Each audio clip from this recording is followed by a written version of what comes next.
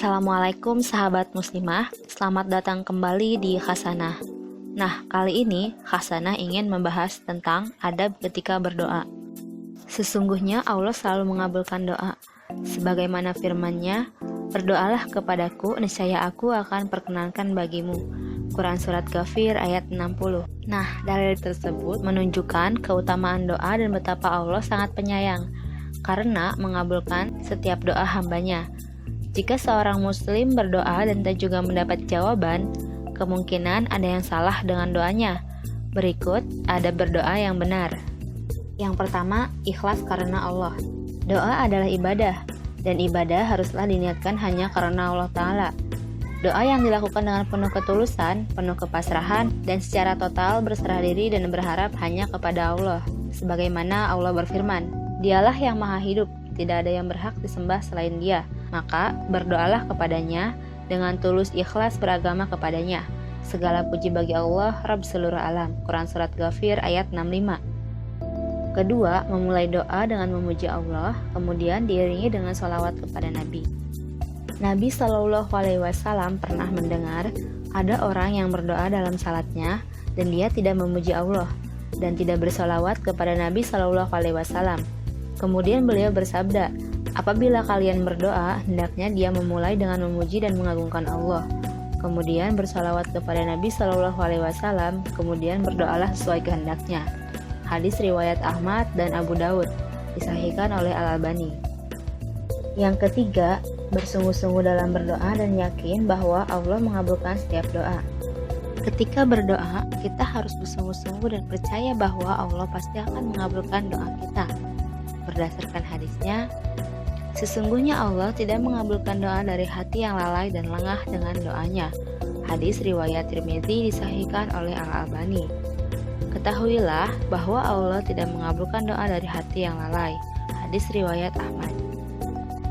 Yang keempat, merengek ketika berdoa. Di dalam berdoa, dia seperti seorang yang berada di tengah lautan yang hanya berpegangan kepada sebatang kayu. Keadaan darurat tersebut membuat ia sangat khusyuk dan mengulang-ulang permintaannya, berharap agar Allah mengabulkan doanya. Al-Imam Al-Auza meriwayatkan Aisyah radhiyallahu anha, ia berkata, Rasulullah Shallallahu Alaihi Wasallam bersabda, "Sesungguhnya Allah mencintai orang-orang yang merengek dalam berdoa." Hadis riwayat Al-Auza dari Aisyah radhiyallahu anha dengan sanad yang dhaif sebagaimana disebutkan Syekh Al-Albani dalam kitab Ad-Dhaifah. Kelima, hati berkonsentrasi penuh saat berdoa. Dari Abu Hurairah radhiyallahu anhu, Nabi Shallallahu Alaihi Wasallam bersabda, "Apabila kalian berdoa, hendaknya dia mantapkan keinginannya, karena Allah tidak keberatan dan kesulitan untuk mewujudkan sesuatu." Hadis riwayat Ibnu Hibban dan disahihkan oleh Suhaib Al-Arnaud. Dan di antara bentuk yakin ketika berdoa adalah hati yang sadar bahwa dia sedang meminta sesuatu. Dari Abu Hurairah radhiyallahu anhu, Nabi Shallallahu Alaihi Wasallam bersabda, "Berdoalah kepada Allah dan kalian yakin akan dikabulkan." Hadis riwayat Tirmidzi dan disahihkan oleh Al-Albani. Poin keenam, berdoalah ketika dalam keadaan lapang dan sempit. Hendaknya kita berdoa dalam keadaan lapang dan sempit, bukan hanya berdoa di kala susah saja. Berdoalah karena doa adalah ibadah paling mudah yang bisa terlafalkan. Pada saat yang sama, ia adalah ibadah terkuat yang bisa mencegah berbagai musibah dan menghadirkan apa yang kita inginkan dan dipinta. Maka berdoalah baik kala lapang juga sempit. Karena sang Nabi pernah bersabda suatu kali, "Kenalilah Allah di masa lapang atau senang. Niscaya Allah akan mengenalimu di masa engkau menghadapi kesulitan." Hadis riwayat Tirmidzi. Yang ketujuh, tidak berdoa kecuali hanya kepada Allah. Allah adalah yang maha menciptakan segala yang ada di langit dan di bumi. Maka hendaklah ketika kita berdoa hanya meminta kepada Allah saja, karena tidak ada yang dapat mengabulkan segala doa kita kecuali Allah Subhanahu wa Ta'ala. Yang kedelapan, tidak berdoa kejelekan untuk keluarga, harta, anak, dan jiwa. Mencela manusia dengan doa yang buruk adalah termasuk kesalahan ketika berdoa. Sebagaimana Allah berfirman, "Manusia berdoa untuk kejahatan sebagaimana ia berdoa untuk kebaikan, dan adalah manusia bersifat tergesa-gesa." Quran Surat Al-Isra ayat 11. Dari Jabir radhiyallahu anhu, Nabi Shallallahu alaihi wasallam bersabda, "Janganlah kalian mendoakan keburukan untuk diri kalian, jangan kalian mendoakan keburukan untuk anak kalian, jangan mendoakan keburukan untuk pembantu kalian, jangan mendoakan keburukan untuk harta kalian." Bisa jadi ketika seorang hamba berdoa kepada Allah bertepatan dengan waktu mustajab, pasti Allah kabulkan. Hadis riwayat Abu Daud. Kesembilan, introspeksi diri terhadap dosa-dosa dan meminta ampun dari perbuatan dosa tersebut. Doa seseorang akan mudah dikabulkan, dan di antara amal yang sangat dicintai Allah adalah memperbanyak taubat dan istighfar, serta mengakui nikmat yang diberikan Allah dan bersyukur kepadanya atas segala nikmat tersebut. Dari Abu Hurairah radhiyallahu anhu, Nabi Shallallahu alaihi wasallam bersabda, "Tidak ada ibadah yang dilakukan hambaku yang lebih aku cintai melebihi ibadah yang aku wajibkan. Ada hambaku yang sering beribadah kepadaku dengan amalan sunnah, sampai aku mencintainya.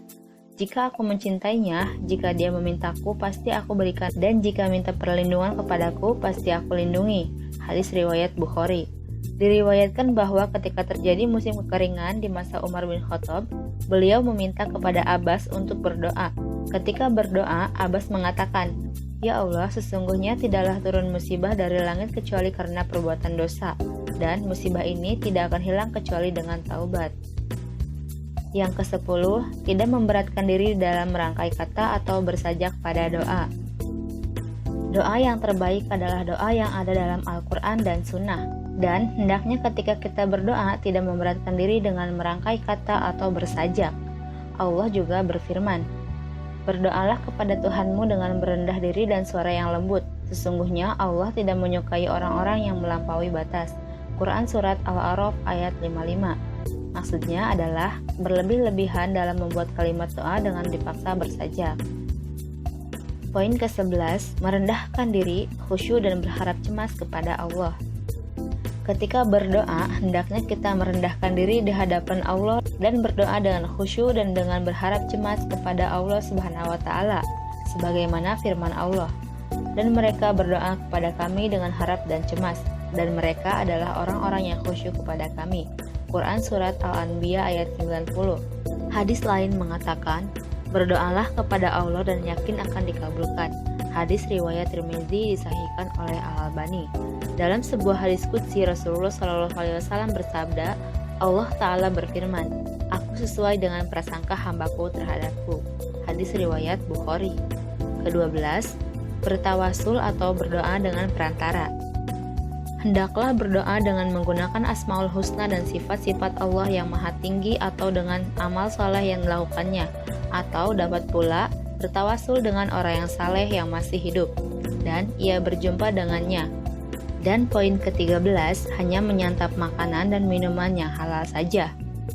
Agar doa kita dikabulkan, juga bukan dari cara saat ketika berdoa saja, melainkan dari makanan dan minuman yang setiap hari kita konsumsi. Harusnya didapatkan dengan cara yang halal, agar ketika berdoa Allah dapat mengabulkan doa kita. Rasulullah SAW menceritakan tentang seorang laki-laki yang telah lama berjalan karena jauhnya jarak yang ditempuhnya, sehingga ia menjadi kusut dan berdebu. Orang itu mengangkat tangannya ke langit seraya berdoa, "Wahai Tuhanku, wahai Tuhanku." Padahal makanannya dari barang yang haram, minumannya dari yang haram, pakaiannya dari yang haram, dan diberi makan dengan makanan yang haram. Maka bagaimanakah Allah dapat mengabulkan doanya? Hadis riwayat Muslim. Dan yang ke-14, tidak berdoa atau meminta sesuatu yang mengandung dosa dan memutus tali silaturahim. Hendaknya ketika berdoa tidaklah meminta sesuatu yang mengandung dosa apalagi memutus tali silaturahim. Dari suatu hadis disebutkan, doa para hamba akan senantiasa dikabulkan selama tidak berdoa yang isinya dosa atau memutus silaturahim. Hadis riwayat Muslim dan Abu Daud. Nah, itulah adab-adab yang hendaknya dilakukan muslimin saat berdoa. Dan yakinlah bahwa Allah akan selalu mengabulkan setiap doa. Sekian untuk Hasanah kali ini. Terima kasih telah menyaksikan. Wassalamualaikum warahmatullahi wabarakatuh.